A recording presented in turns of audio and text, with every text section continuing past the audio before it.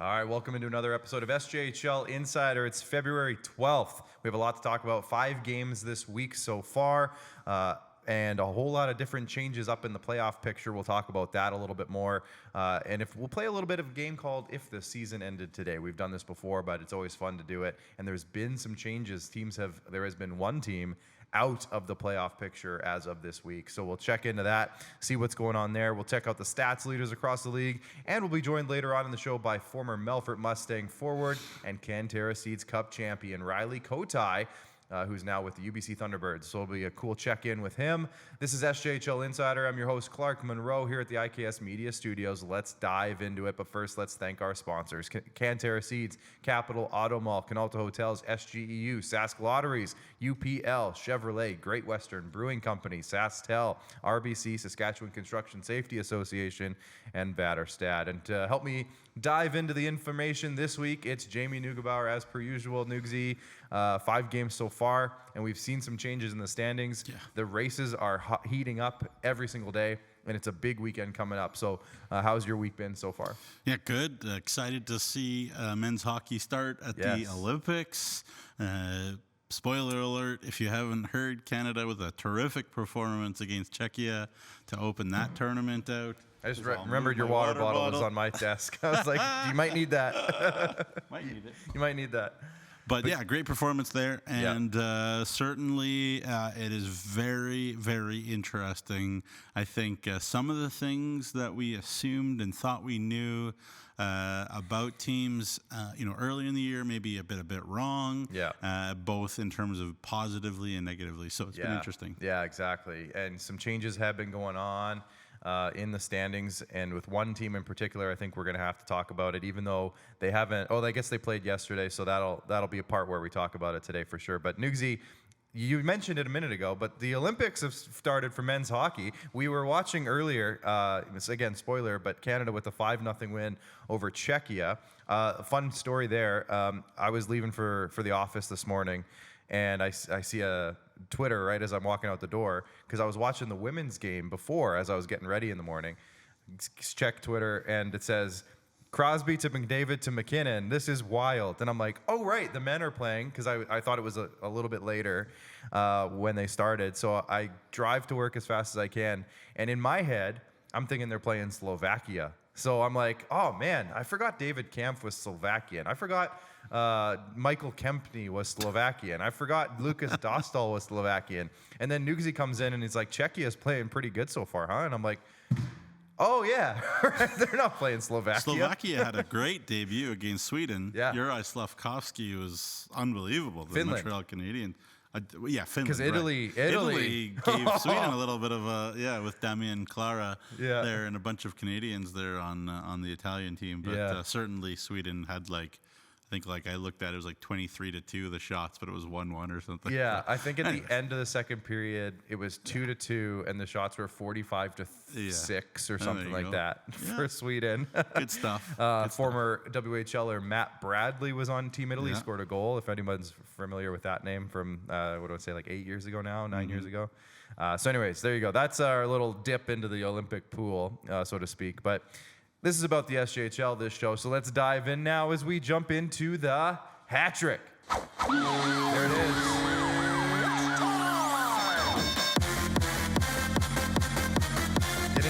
Get into it. Hey, my 4- and 6-year-old daughters are huge into EDM these days. Oh, yeah? They love Darude, Sandstorm. Oh, who doesn't? They love Kerncraft, Zombie Nation, which is the best song to play in a stadium, really. Yeah. So. It is one of the best of all time. Nugsy, there has been 5 really interesting games. And I think at this time of year, sometimes I catch myself every day, because we obviously do the game day videos presented by Original 16, where I say, the upcoming schedule for the night. And I always catch myself saying, some big games tonight, massive night in the SJHL, fantastic matchups with a lot on the line. And I catch myself sometimes being like, man, am I overdoing it? No, I'm not overdoing it. Every single game right now, especially these 5 this week, were really, really huge. And we'll start by looking at the Sask Lotteries look back, which, of course, leads us to the Elkridge scorecard. Warman got a 6-5 win over LaRange on Tuesday night. course, those two teams are the two teams that are kind of out of the playoff picture at this point. Otherwise, everybody else is in it still.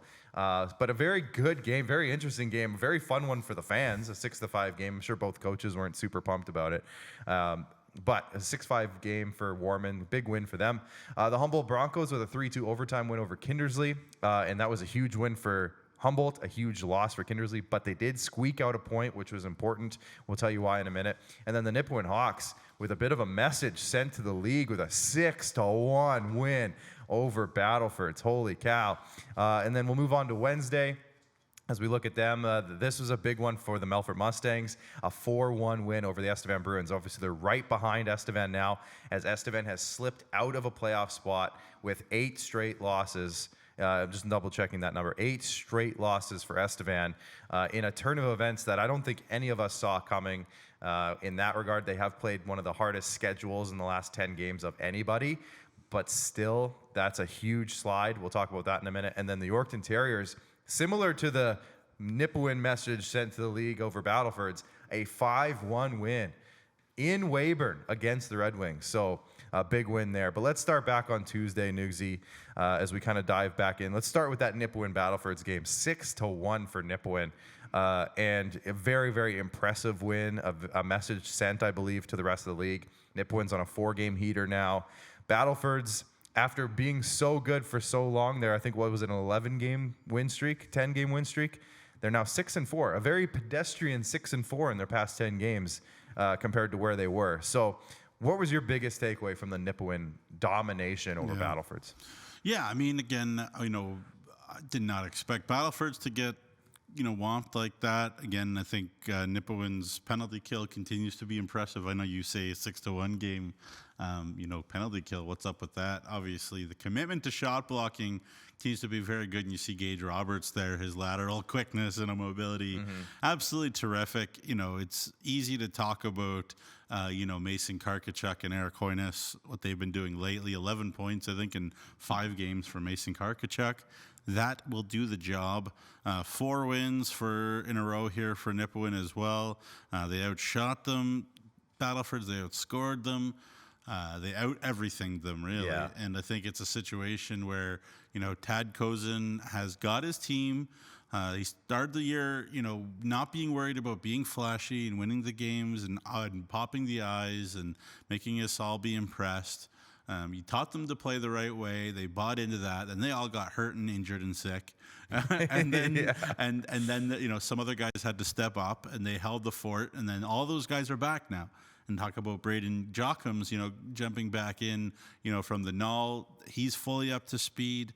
Guys have chemistry. Brendan Olsen is, you put a guy who is, one of the top liner, if you want to call the Saddlemeyer Olsen line the best line for the SJHL the Viking Cup, which I do.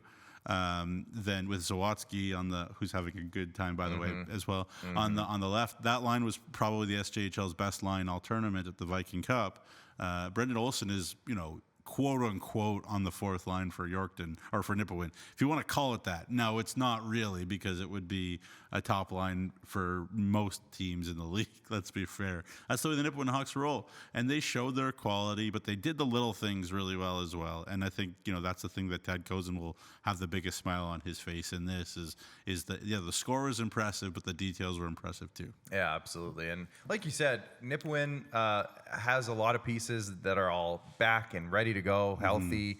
They were missing a couple guys here and there, but then they add the guy like Braden Jockums right before the deadline. He comes in, and he's possibly one of the best forwards, top 10 in the league in general. You just add him into your lineup. You don't have to give anything up. That's huge.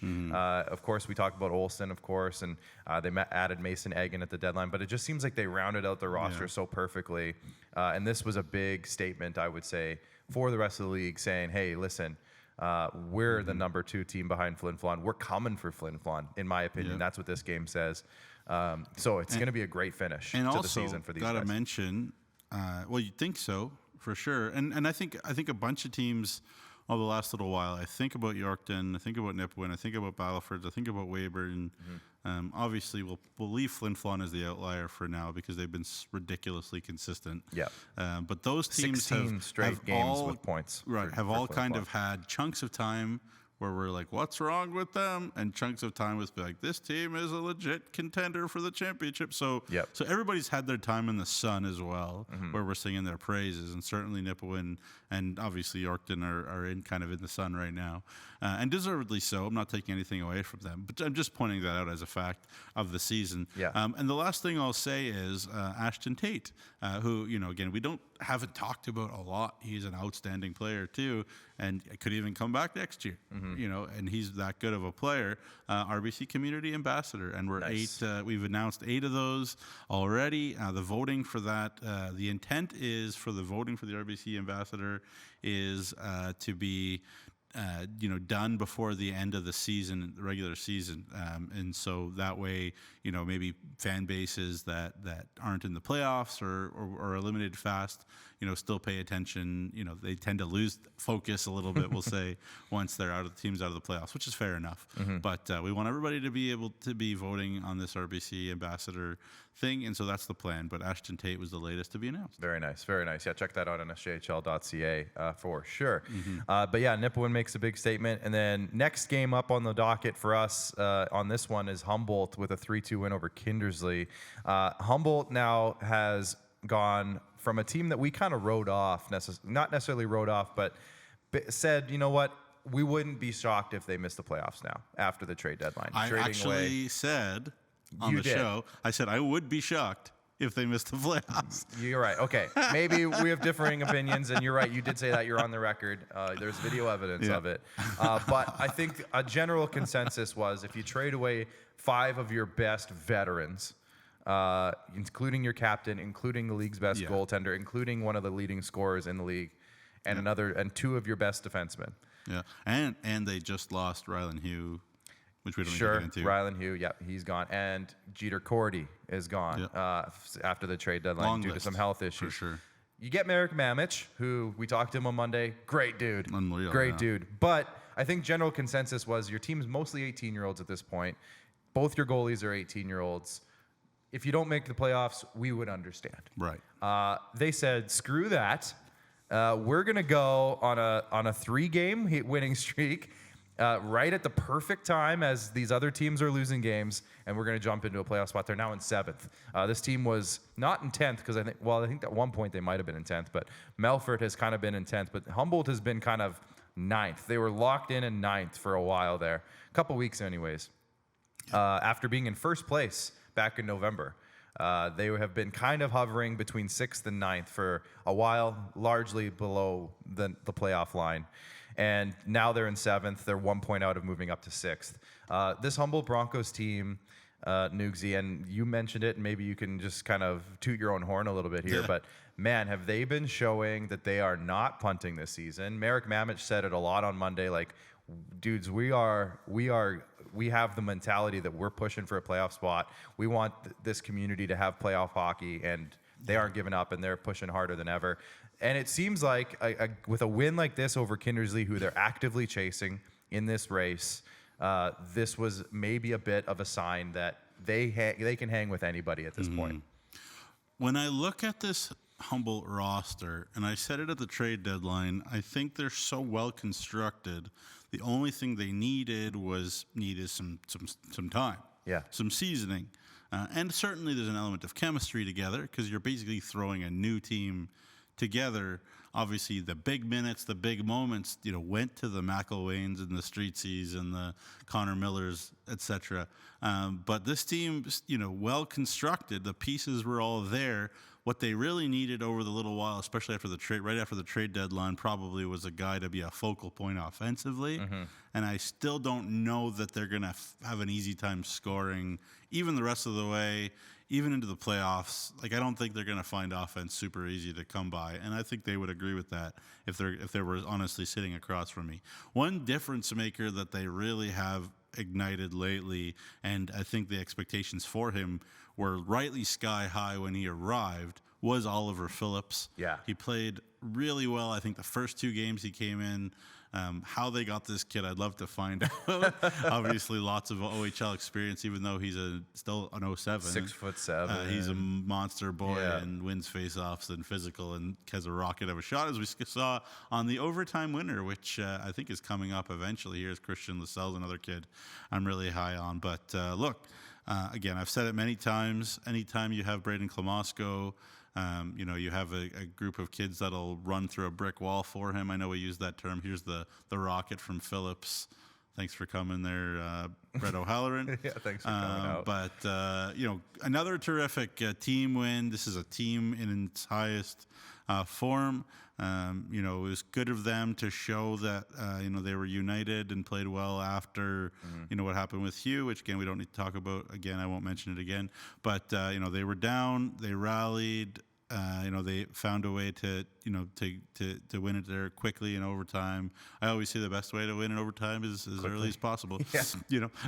So the way she goes. And the last thing I'll say is, again, you lose Charlie, obviously, there to Flin Flon, but what we saw at the Viking Cup, and this kid, Brady Holtvoet, has his doubters at the Western League level, especially.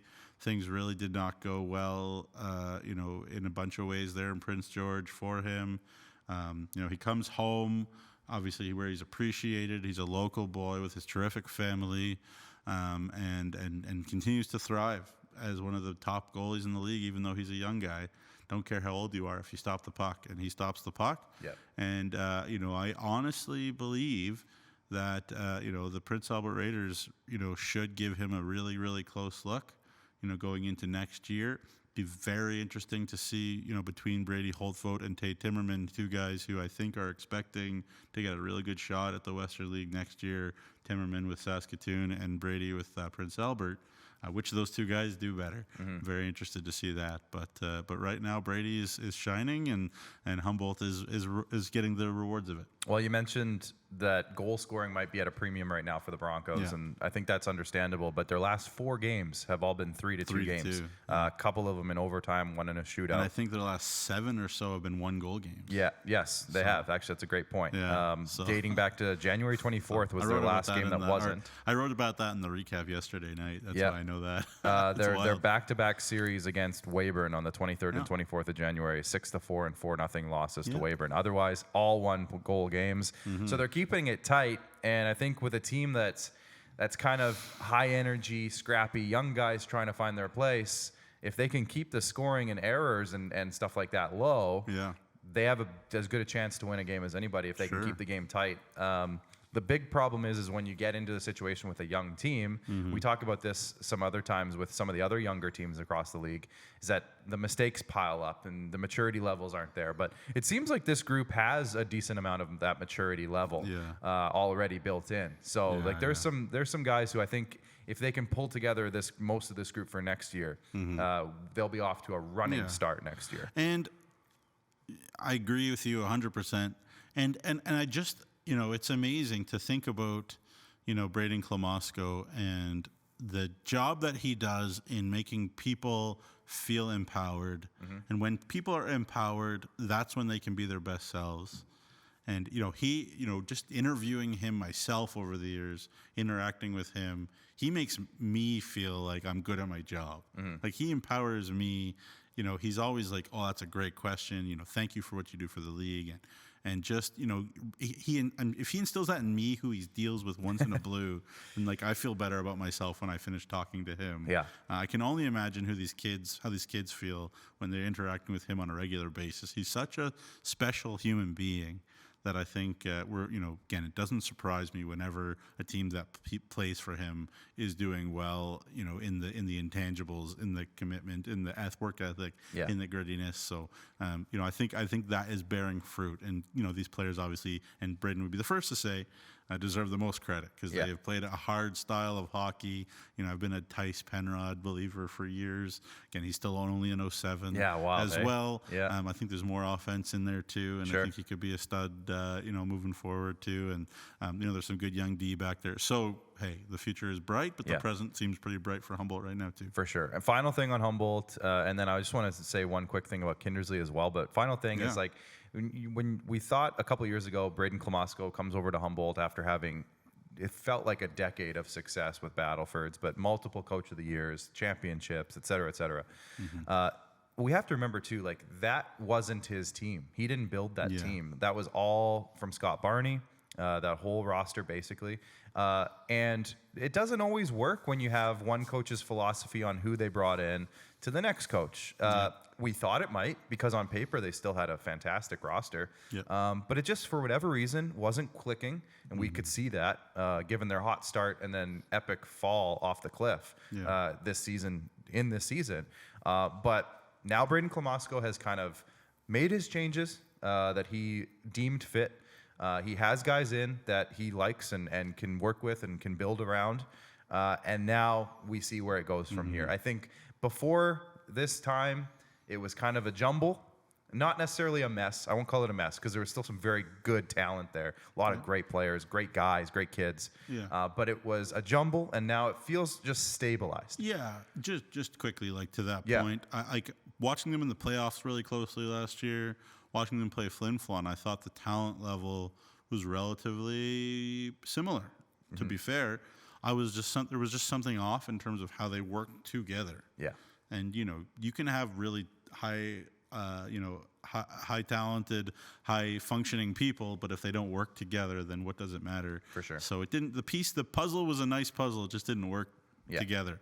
But now it is. So good for them. And then on Kindersley, thankfully they've gotten 2 points in the last 3 games, but they've lost 3 straight games. One of them in overtime, one of them in a shootout. 3-5-1-1. Kindersley in overtime. What? Well, they didn't do that for a really long time. I'm just kidding. And now they've gotten back 2 more points. But they're sixth, man. Yeah, but they're with a sixth. minus 11 goal difference. Now, it's crazy to think that, care. remember earlier in the season, one of our topics that we were talking about on this show, it was on Insider, I remember, was will these overtime points come back to bite them at some point? If they had won those games that they have lost in overtimes and shootouts, they would have 9 extra points, Nugsy, and they would be tied for 5th place. Well, of course, I don't know who those games were all against, so who knows how teams would have moved up and down accordingly. But if they would have won those games or won them in a regulation, maybe not have them pushed to overtime, they would have 9 extra points, and that would put them in a tie for 5th or in 5th. So, like, it's turning into a big deal. But however, they're still in a playoff spot. They're playing really good in the last couple of weeks. They've picked up their play a little bit after that big slide that they were on. So maybe this 3 games, I don't know if it's back to that trend or if it's a blip, because they seem like they've been playing really solid hockey, really close again, but that's kind of been their thing all year, right? They haven't been blown out. They're minus 11 goal differential, but typically they don't get blown out very often. It's very close most of the time. So what Kindersley team are we going to see they have the most games played right now. They only have, 10 games left? So they don't have much time to kind of figure that out, but... And they got Flin Flon on Friday. Well, they better figure it out fast. But the last thing I'll say about them is, and I think we have Reilley Kotai waiting. Yeah, he's waiting, so we won't keep him waiting. But they do get Braden Vandenbilch back, and he's been gone for a while. And, obviously they lost Avery Johnson, but in terms of guys who are just sort of pure offense, make something happen even out of nothing, they don't have a ton of those guys. And Vandenbilch is one of those guys. So to get him back, I think, even though he's been gone for a very, very long time, I think is a huge addition for them. Yeah, we do have Reilley Kotai. Just give us a couple minutes, Reilley. We'll come right to you in a sec. We just got to finish off this recap, and then we'll do the rest of our hat trick after the interview. Warman with a 6-5 win over L'Orange. Again, these are the 2 teams that are out of the playoff picture at this point, basically. Not that they've been mathematically eliminated, I don't think. Well, maybe they have, but a nice win for L'Orange. For Warman over L'Orange. Nice way to pick up a couple points. Great game for the fans to watch. I would assume the fans had a great time outside of the loss, of course, in L'Orange. But quick thoughts on this one, Nukes. Yeah, 3rd time this year that Warman has scored 6 goals or more. And that's good. I think good for the confidence of those kids. You always talk about those offensive players. Doesn't matter if they're older or younger.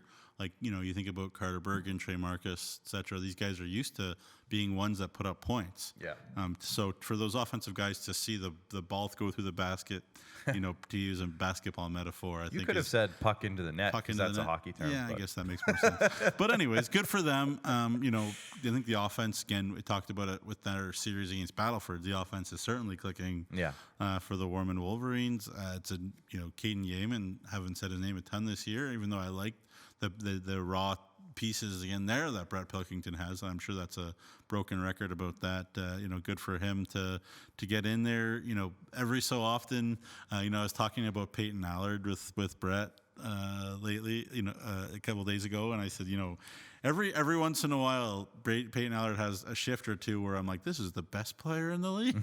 Like, it just doesn't happen often enough, and I'm sure Peyton is the first one to admit that. But if he can find that next year as a 20-year-old, I think that would be ridiculous, because he's 6'3" and can fly and has a bomb of a shot. So, and a nice kid too. So, I'm happy to see him, and obviously a lot of kids I know have success. For sure. Well, we'll leave it at that, because we have 2 more games for Wednesday to get into. The Yorkton Terriers with a 5-1 win over Weyburn, and I said it earlier, very similar to Nipawin, a big message sent. Yorkton is on a heater, like a capital HEAT heater. 7 straight wins now against some good opponents along the way. And Weyburn now 4 straight losses after sitting in second place there for a while. Battleford's took it over from them, and then now Yorkton's taken over 3rd, and now Nipawin's taken over 5th. So what were your biggest takeaways from this game? Because you could say a lot of positives about Yorkton, and this one seemed like kind of a throwaway game for the Weyburn Red Wings. Yeah, it was not Weyburn hockey. Like, if you're a Weyburn Red Wings fan, you just chuck this one in the garbage basket. Like, it was maybe one of the worst performances the Weyburn Red Wings have had in the competitive Cody Mapes era, we'll call it. I'd say you could say there's been 2 Cody Mapes Weyburn eras, kind of a competitive building one, if you want to call it that, and the current one we're in. So you throw that one away. Weyburn's been a little inconsistent lately, but again, I think Cody's, the way that they're playing usually, other than that one, I think Cody's okay with.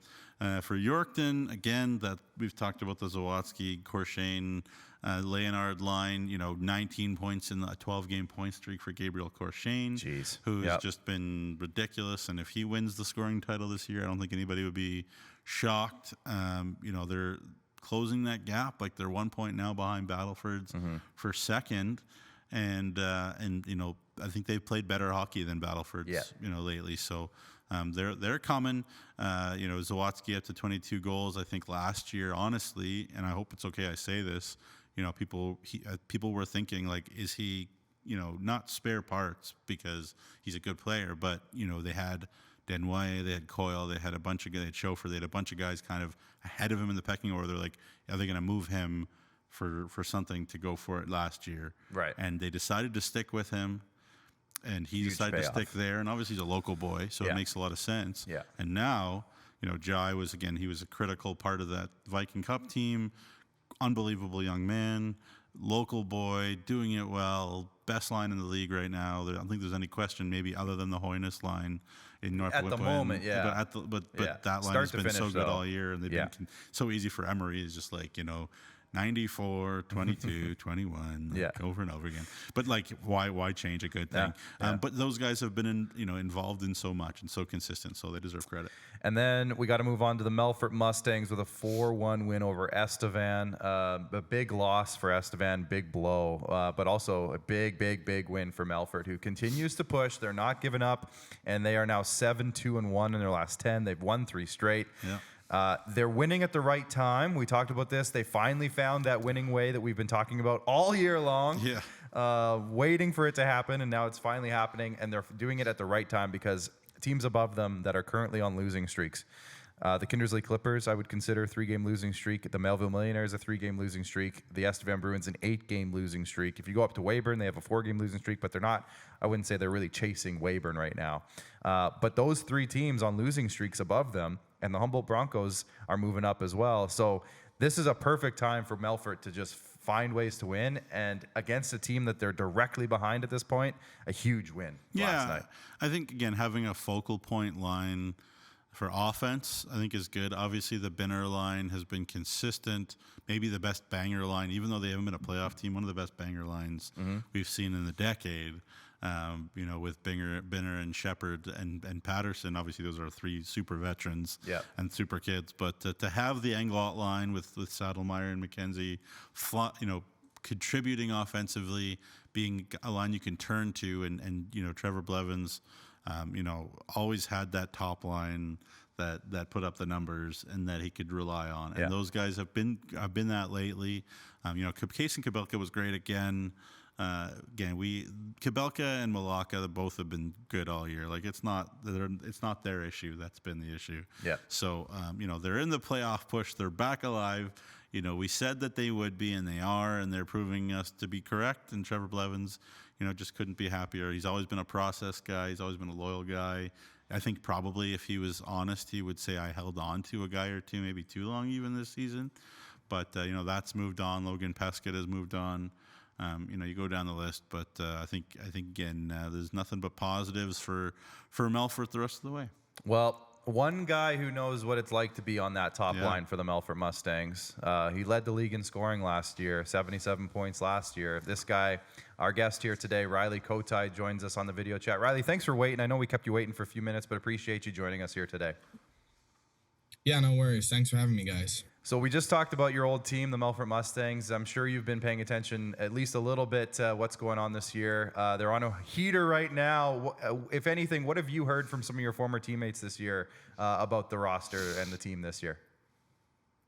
Yeah, it's definitely was a slow start. I've talked to a few of them, Sads, Bo, and Danton. So talked to them, and it was a bit of a rocky start, and they had to find their game, and right now they're finding it. So it's definitely nice to see, and you see guys like Sheps, Patty Binns, who are coming alive offensively. It's nice to see after they've been in that checking role, and now they're doing both of it. So it's nice to see everyone's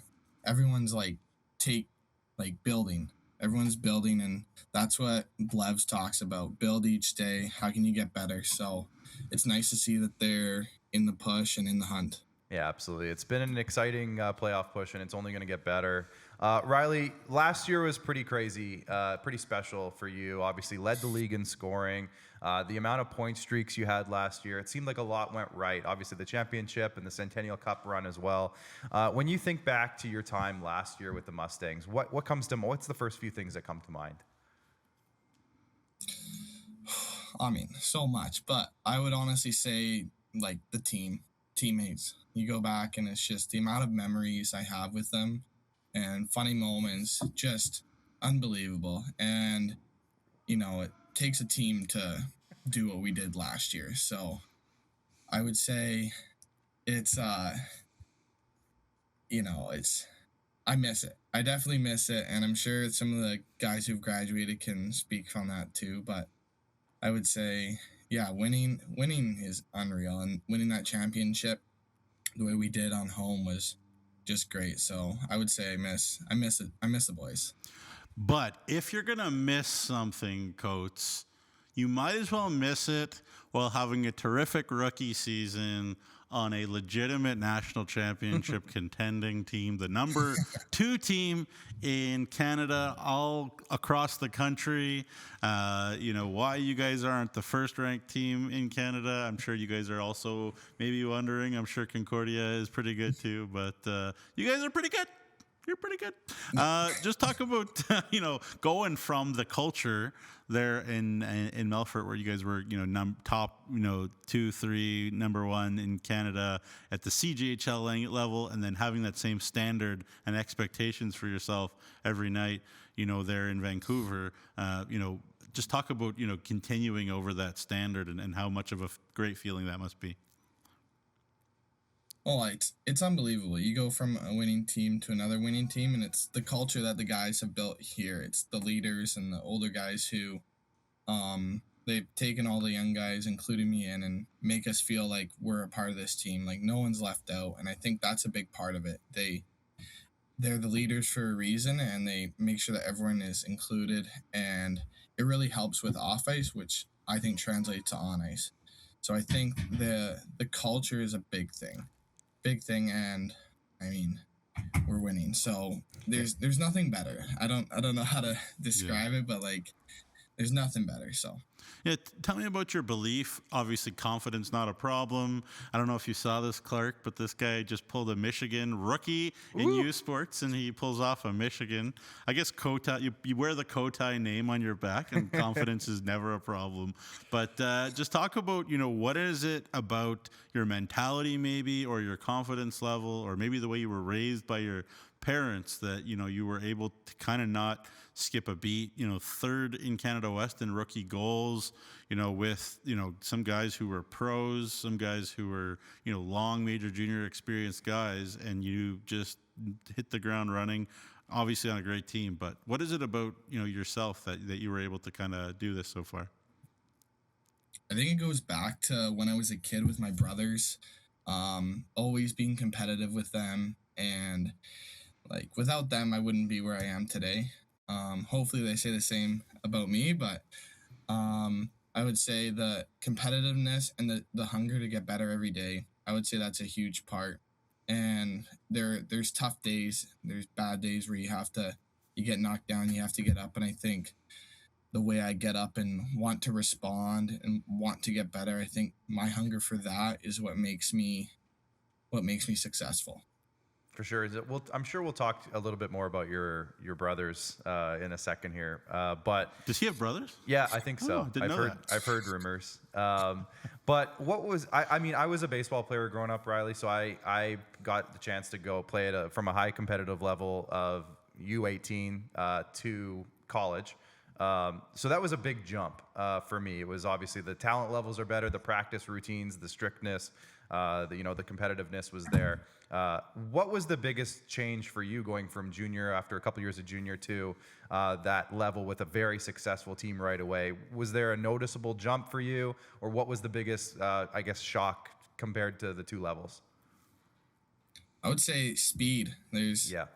Even from when the other leagues I played in, the speed was the biggest thing, and everyone's bigger, everyone's older, everyone's like a man. So you're not gonna just shrug someone off. You really have to work to win a puck battle. But I would say that, and like everyone on my team makes crisp plays, so you gotta be aware when someone might just dance you. So I would say that would be a part of it, and they all want to win. I keep going back to that, but I feel like that's a huge thing. When you go to the mentality of that, and I think that carries you a long way. Yeah, no question. Obviously, Trevor Blevins makes mentality monsters there in Melfort. So that really way better than me, even, Reilley. I got to ask you about this, and here's a little bit of a preamble, so forgive me. But I've heard grumpy people who don't like the SJ for some whatever reason, are like, oh, that kid was in the BCHL, and then he's like, oh, I'm just giving up. I'm going to the SJ, like, da-da-da-da.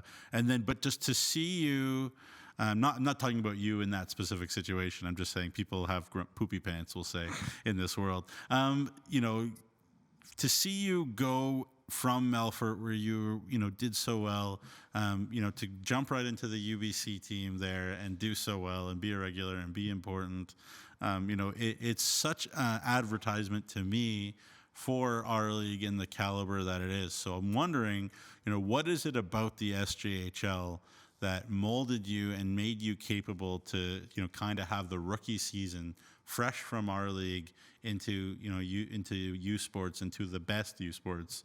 What is it about our league that you kind of carry with you? I think it's a good league. It is a good league, and everyone works hard, and you're going into hostile buildings, and you're going into Flin-Flon, so you have to perform. You got to find a way. And I would say the players that are there, they're good. Like, they're good, no doubt about it. If some guys don't have as much talent, they're bringing the effort side there too, and it's physical. So I would say, like, the league is good, and I think it doesn't get enough credit as it does. But I would say it gave me the chance to show who I am, and it gave me a chance to build some confidence. And I gotta thank Blevs for that, giving me the opportunity where I didn't get in the BCHL. So I would say that was a part of it. Maybe, me coming there was I didn't get an opportunity elsewhere. But ultimately, I think it's a good league. It's a fast league, and it'll help the right players go where they want to go. For sure, and obviously your former teammate there, Charlie Tritt, is showing us what he can do there. Obviously, those guys played together in Langley in the BCHL, so obviously Charlie's having a great year, and we're happy to see it. And got his D1, etc. too. So I'm sure you're happy for him. But speaking of D1, obviously we could talk to you, Reilley, all day, but we appreciate your time. Got to ask you about another guy who's in D1 who you may know, who just played for Team USA of all things at the Spengler Cup. Obviously, your big bro, who's a legend in our league, kinda with the year he had there with the Battleford's North Stars, Josh Kotai, who's obviously at Augustana D1. Do you just talk about it from your perspective? How much you talk to Josh about playing at the Spengler Cup, playing for the U.S. Selects, getting in the finals for the Mike Richter Award for the best goalie in the D1. You and your family must be so proud of Josh. Oh, we are, and I talk to him lots, and he's usually busy. So, but it was unbelievable to hear that he was going to the Spengler Cup. Sad he wasn't coming home for Christmas because I was looking forward to seeing him. But unbelievable, his work ethic and drive is just insane. Like, he's such a good role model, for me, and I see what he's doing, and I'm like, I want to be that. I want to be there. So it drives my competitiveness up. And, it's like he just keeps getting better. And I think that goes back to him trying to get a little bit better each day. Like, you can have a bad day, but it doesn't matter. Try and do a few things right. So, I mean, me and my family are so proud of him, and we can't wait to see what comes next for him. Yeah, awesome. And obviously, again, for those that don't know, the youngest brother, Nick, was in our league briefly. Maybe again, we'll see. Who knows what the future brings, but obviously we hope that he's doing well and for the best wherever he is. But I got to ask you, Reilley, to be Coach Kotai here for a second. I don't know if you ever thought about coaching in your future. I'm sure you could teach a kid a thing or two about shooting a puck and scoring a goal, among other things.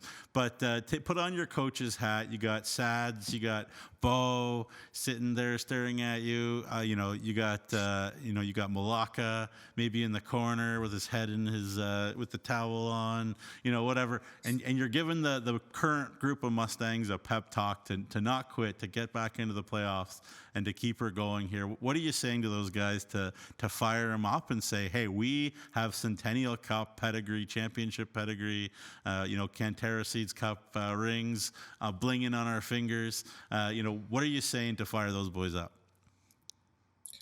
I feel like saying we've been great so far, but there's always, we got to be better. I think this next upcoming weekend against Humboldt is huge.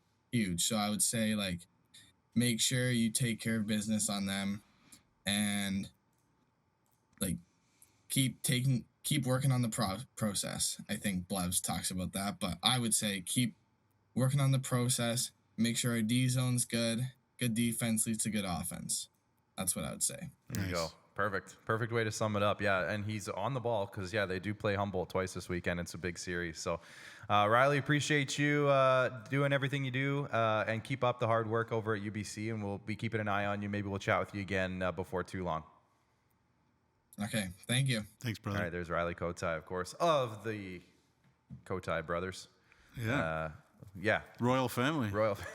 Yeah, pretty much. One of the SJHL Royal families. They just win championships. Now Nick's just got to get back here next year. I just watched Game 4 of the 2023 championship in the Whitney Forum between Battleford's and Flin Flon, and Josh was sensational, even though it was sort of a 6-3 game. I think Battleford's won, but fun times. Nugsy, we didn't finish the hat trick, so we'll get back into topic number 2 here. We talked about the recap of Tuesdays and Wednesdays games, of course. So let's have a look now at the league standings, which is actually a great segue from the conversation there with Reilley as he was talking about the upcoming schedule for the weekend and why these games are so big. You can see Humboldt and Melfort, how close they are. But Flin Flon, the first team to clinch a playoff spot. The X is on the screen, as you can see. Maybe we need a clinching song. Playoffs? Yeah, Don't talk playoffs. about Yeah. Playoffs? Playoffs. You kidding me? Song. Yeah, Playoffs? I texted Regs. I said, yeah, like, whenever we announce a somebody victory goal clinches, song or like something? I don't know, maybe like a Czech. Steven, think Czech about techno it. song. You really like that Czech Yeah, goal that from song. the Viking Cup, the goal song from the Czechs. Anyways, that's a tangent. Look, I was joking with Regs.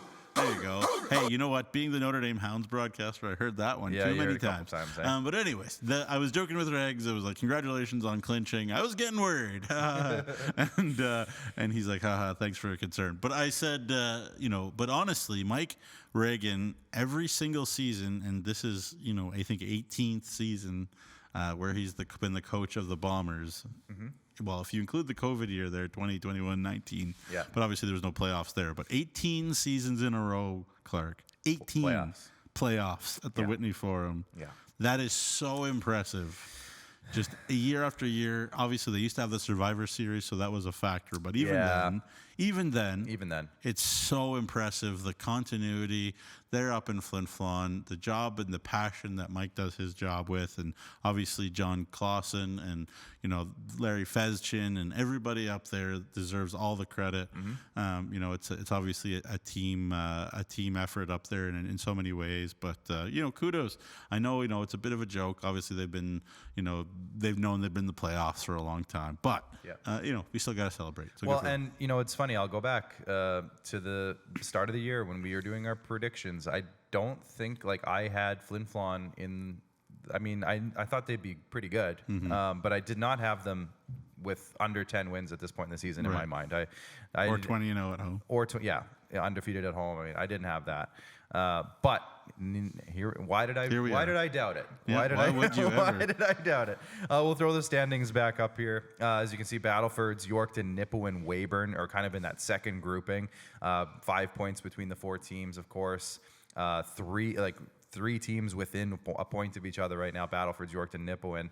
Nipawin, of course, with that big win over Battlefords has really kind of shocked that group a little bit. Weyburn, they're not falling out of it, but they have lost 4 in a row. So now it's like, okay, what are they going to pick it back up? We'll see what's going to happen. It's almost this like weekend. they really want to win the Canalta Hotel's Friday night Spotlight, which Almost. is, of course, tomorrow night. Yep. We'll talk about that in a minute. But then the next grouping, there's another group of 5, and that's the Kindersley, Humboldt, Melville, Estevan, Melfort grouping. And there's 5 points between those 5 teams. Of course, Kindersley leads the way at the moment in 6th place. Humboldt has pushed themselves up into 7th, and they're only 1 point back. This weekend, they play 2 games against Melfort. So now, do the math there. 2 games, that's 4 points, right? Potentially 4 points for either team if they can win both. Melfort would tie Humboldt if they could win both of those games.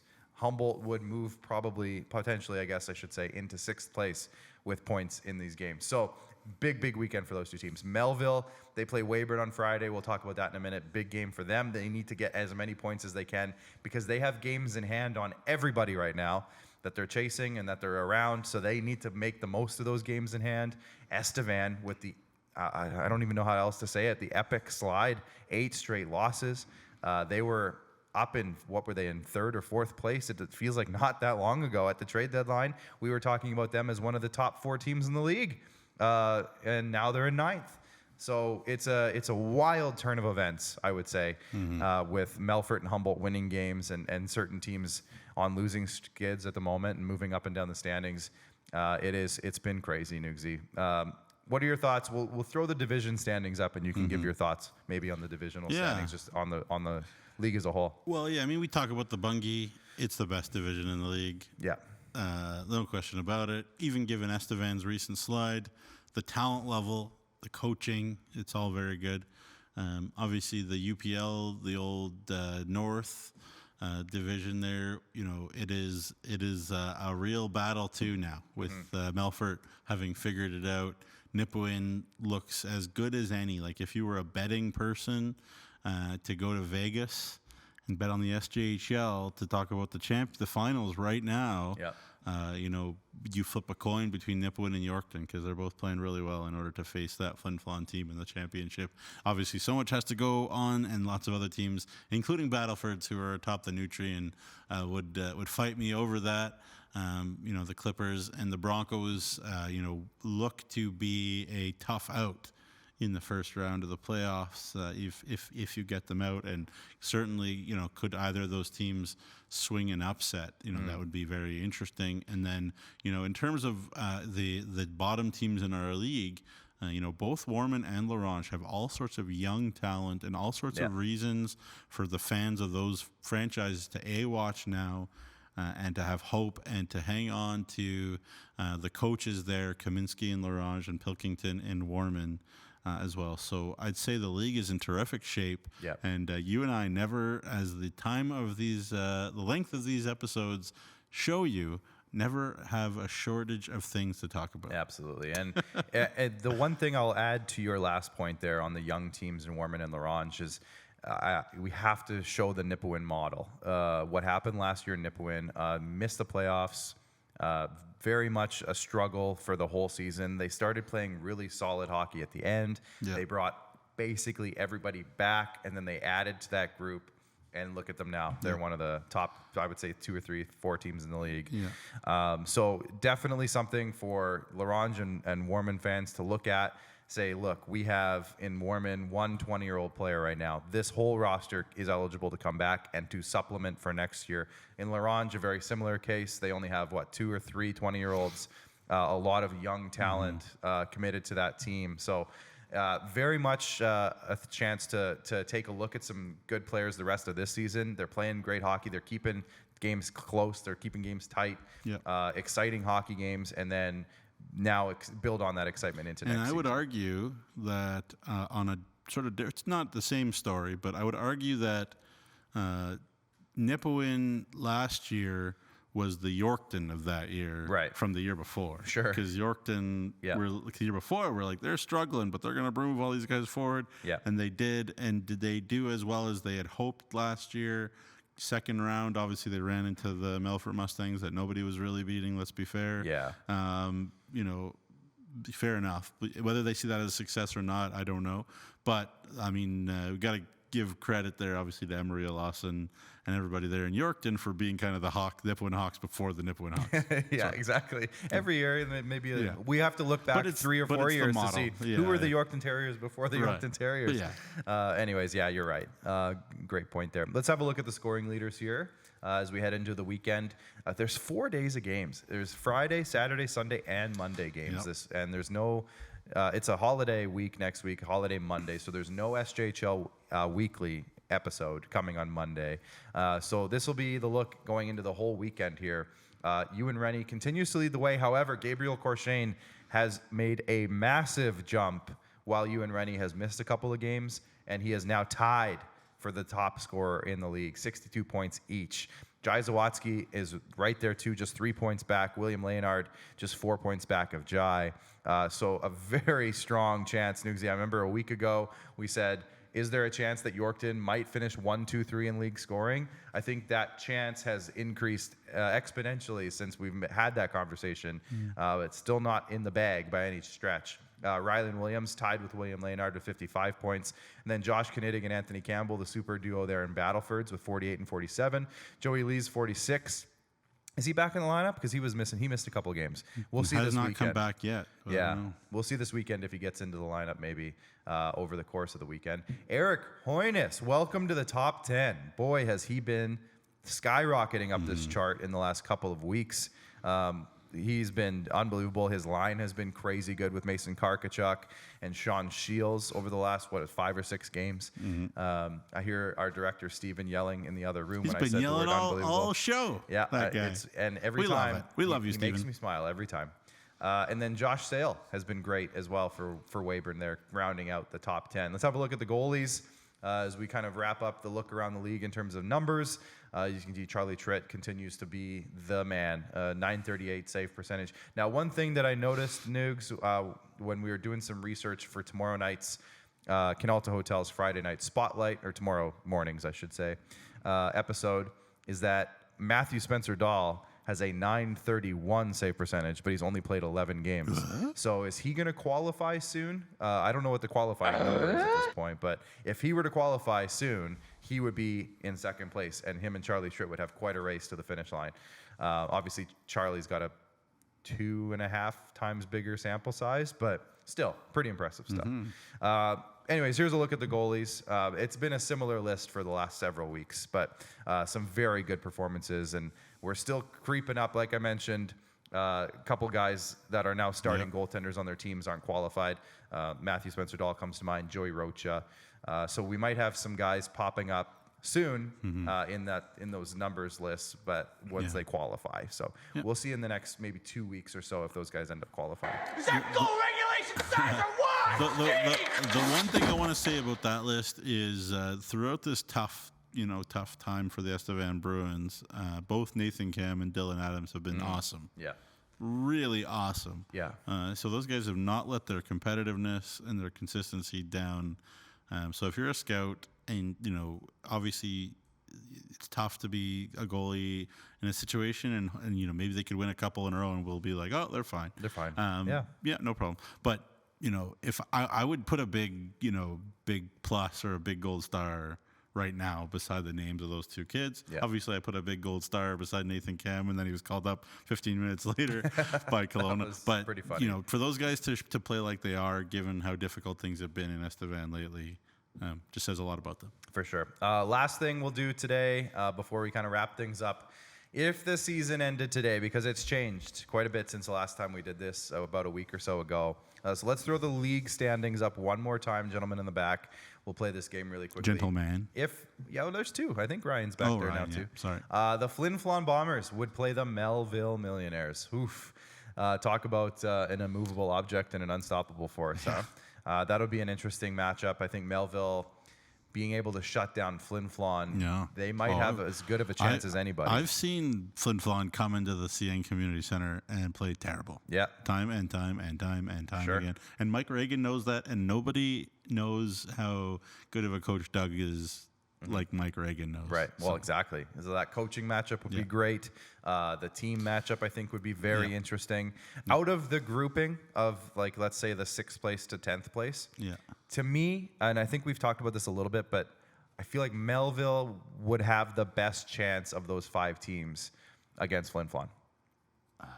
I mean, I would disagree. The way that I they would play. say the way that the roster is constructed, Melfort, and that's the one team that Mike Reagan certainly, I think. I mean, the Bombers got to feel comfortable and confident, not comfortable, confident against anybody. Sure. But the way that they're playing, I think the team that they would have want to avoid is actually Melfort. That's fair. Well, as of right now, they're in the clear there, but that could change very quickly. How about Braden Klamosko facing the Battleford's North Stars? Yeah. Oh, well, that's the money matchup right there. Once we get into 2 versus local 7. matchup and whatnot. Number 2 Battlefords versus number 7 Humboldt. Boy, that'll be the interesting. Braden Klamosko Bowl, whatever you want to call it. But that would be, as it sits right now, very, very fun. Yeah. Yorkton versus Kindersley. I feel like that would be a pretty good matchup. We just saw them a couple weeks ago in the SaskTel Game of the Month. Yeah. And it was a great 2-game set between those two teams. Yeah. Close games, playoff atmosphere. So I think that would be a good matchup. And then Nippo and Weyburn, those are just 2 very good teams. I would love to see a 7-game series between those 2 teams. Yeah, two coaches in Tad Cozen and Cody Mapes that let their team go out and create and be, express themselves offensively. Yeah. And 2 teams that can skate. Oh man, really skate. Very. And that would be a heck of a series. Yeah, and they play each other this weekend. You want to pick who's going to win that one? Yeah. Right now, I don't know. That would be a toss-up. That would be hard. And we'll get a good sense of it because why don't we have a look at the upcoming schedule here for the weekend? Now we'll start with Friday. Tomorrow night is some big matchups. I think we have 5 games to look at. Weyburn's going to be in Melville. Of course, that's the Canalta Hotel's Friday night spotlight. So there will be a 30-ish minute pregame show tomorrow on all of our social media channels. You can check that out. The Warman Wolverines will be in Yorkton to take on the Terriers. Flin Flon's heading over to Kindersley to take on the Clippers. Battlefords will be in La Ronge, and then Humboldt and Melfort kick off a 2-game set at the Northern Lights Palace. And then Estevan goes to Yorkton for a 6 o'clock game against the Terriers, a big Bungie division matchup there. Drew Kosher and Emery Lawson got to get home to their wives for Valentine's Day. I guess so. Yeah, that's a good point. But this is a big one for Estevan. They really need to find a way here. 2 points here would go a long, long way for them. Yes. They do. They do need to give everything they got. The Warman Wolverines will be in Melville. Nipawin will be in Weyburn. That's a heavyweight battle. Holy cow. Nugsy and I were thinking about going to that, and then we remembered it was Valentine's Day, and we said maybe we shouldn't. But we were going to go to that. It would be the one to go to. Well, there's a lot of good ones, but in terms of proximity, of course. The Melfort Mustangs will play the Humboldt Broncos in a second game of the 2-game set there, home and home. Flin Flon stays in Kindersley. Battlefords is in Larange. Sunday, another game for you. The Battle of the Black and Gold. The Nipawin Hawks head to Estevan. Boy, that's another big one for Estevan to find a way if they can. A very tough opponent. And then on Monday, 4 games on a Monday. We almost never have games on Monday. But of course, yeah, it's family day. It's family week. Kids are off school. So as you can see by the start times, 2 o'clock, 3 o'clock, and 4 o'clock, there are some really great opportunities to bring your family out to these rinks and have some fun. The Melfort Mustangs play Warman. Oh, we got taken down there a little bit quick, but there you go.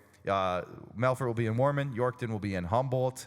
Melville will be in Weyburn for a rematch of the Canalto Hotels Friday Night Spotlight. Just a venue swap. And then Battleford's in Kindersley. West Sask rivalry. Yeah, the Nutrien Division. So it's going to be a great weekend that leads into Monday, starting a new week. There will be no SJHL Weekly. No. But No you know what there SJHL will be Weekly. on Sunday is the Weyburn Red Wings Hall of Fame ceremony where they open their Hall of Fame there in Weyburn. So Yes. that's also very exciting. And, Lee Moen and company have done a lot of hard work for that. So, Yeah. Consider attending if you haven't got your tickets already. For sure. Kudos to everybody there for putting that on. That's a great cause, a great idea. So we're going to have you covered for everything over the course of the weekend. Again, no show on Monday, but if you want to stay on top of it all, make sure to follow us on all of our social media channels and keep an eye on sjhl.ca. But follow us on Facebook, Twitter, Instagram, TikTok, and of course on YouTube. Hit the subscribe button for all the highlight packs each and every night. Shout out to Kelly Lewick and Connor Ramsey and sometimes Steven, but not so often, and Bryce, who's now currently in Italy for the Olympics. And get your Flow Hockey subscription so you can catch all the action online if you can't make it out to the rinks. But get to the rinks. There's some great hockey coming up, and it's going to be a great, great weekend. So on behalf of Nugsy and everybody in the back, Ryan and Steven, here at IKS Media, your host today, Clark Munroe, and we will see you next Thursday, a week from today, for our next show. And until then, enjoy the hockey, everyone. Get out to the rinks. Have some fun. Bye for now.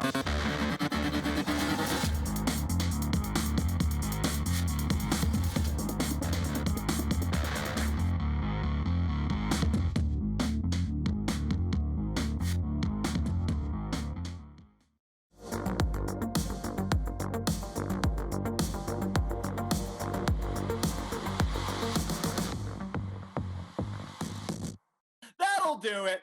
Yeah, that'll do it. Yeah, I'd say that'll do it. Yeah, I'd say that would do it.